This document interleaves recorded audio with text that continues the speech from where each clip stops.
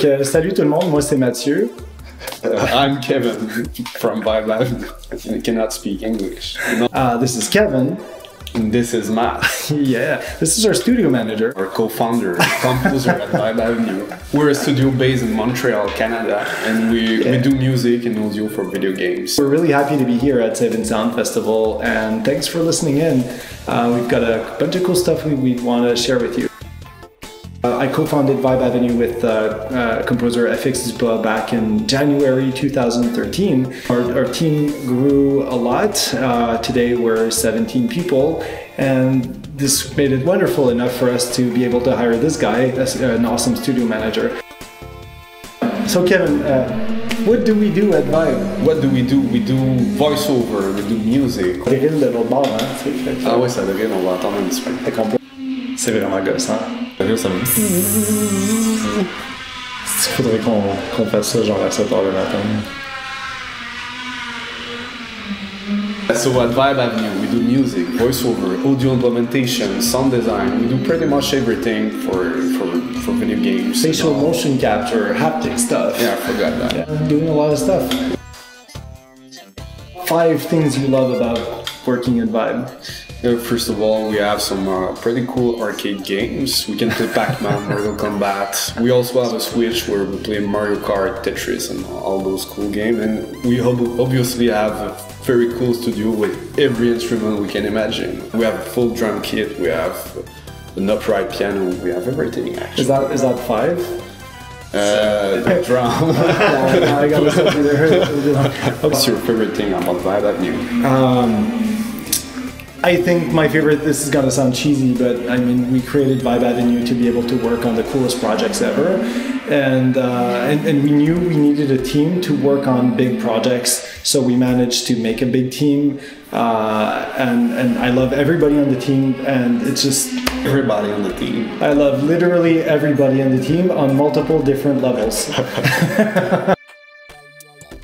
At Vibe Avenue, everybody's a musician in some way. Alex plays a trombone, and Nico plays a clarinet. You're an awesome bass player. Felix is an amazing jazz musician and a pianist.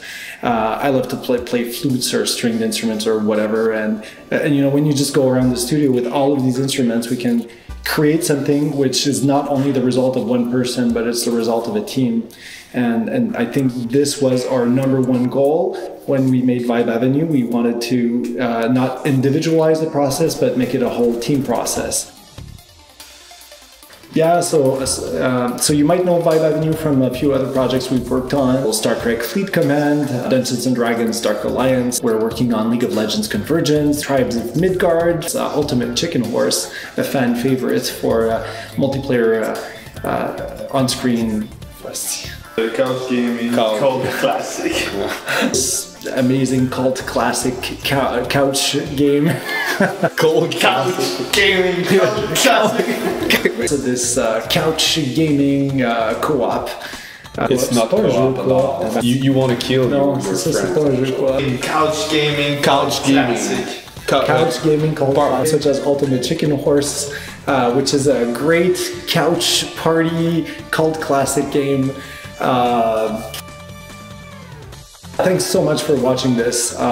This is really fun for us to do because we get to talk to you about one specific game we've worked on, which we've really enjoyed the whole process and the team.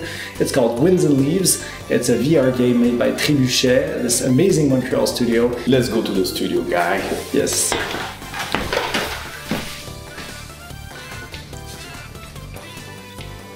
Je vais pas allumer la lumière.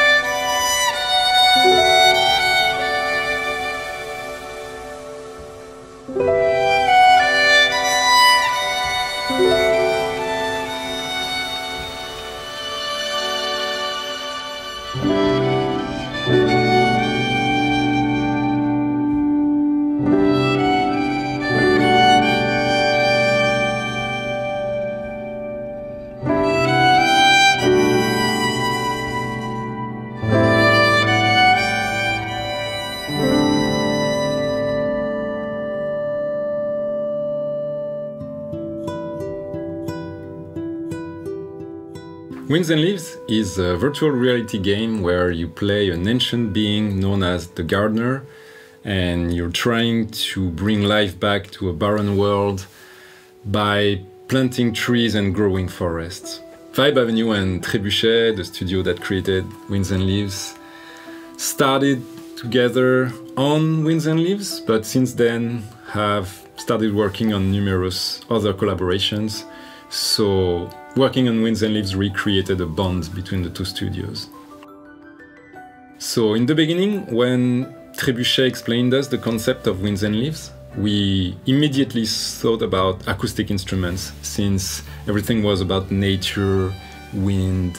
A lot of trees, a lot of organic material, and working with real live instruments that are like physically made of wood makes sense. One of my favorite is this Native American flute that I bought maybe 15 years ago, and it has one of the softest sounds you could hear, and it's been handcrafted, and I really love it. So this is actually one of the first instruments we use for Winds and Leaves.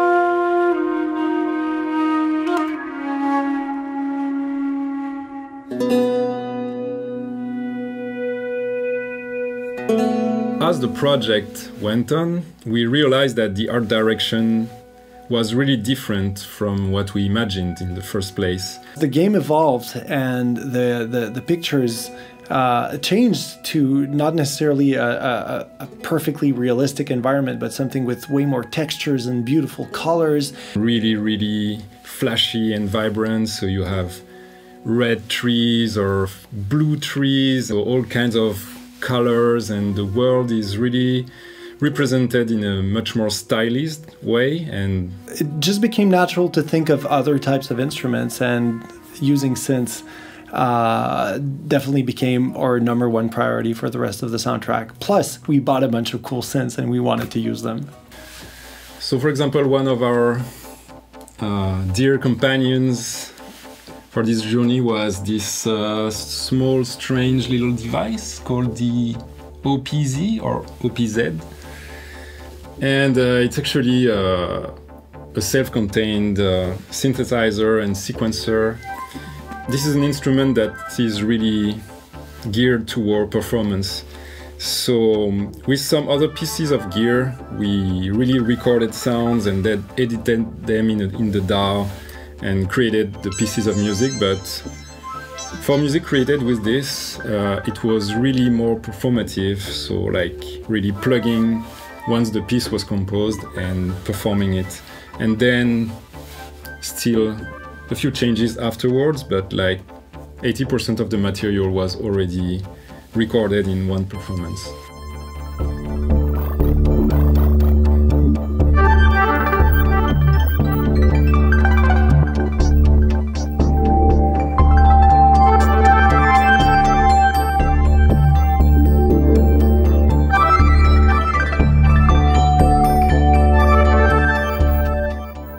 The iPad was another one of our dear companions.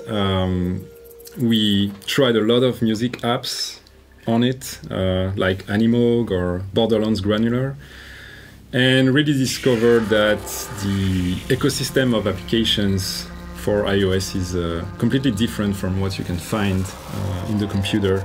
And also the use of the touchscreen allowed us to create really expressive instruments for the soundtrack.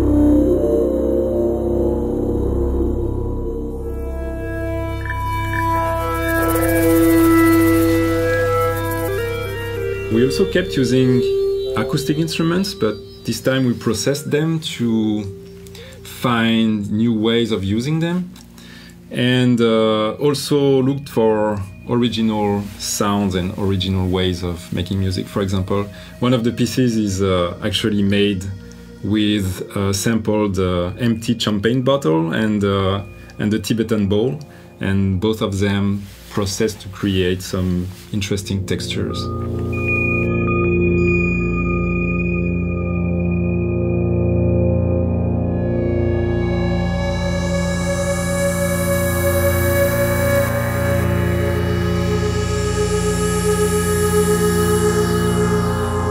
So something really cool about the score is, even though we really started acoustically and then we flipped over and started really working with analog synths, in the end we came back to using just a hybrid approach, bringing back some real live musical interpretation. Of course, besides the music itself, there is its integration into the game, and VR in this aspect is particularly challenging.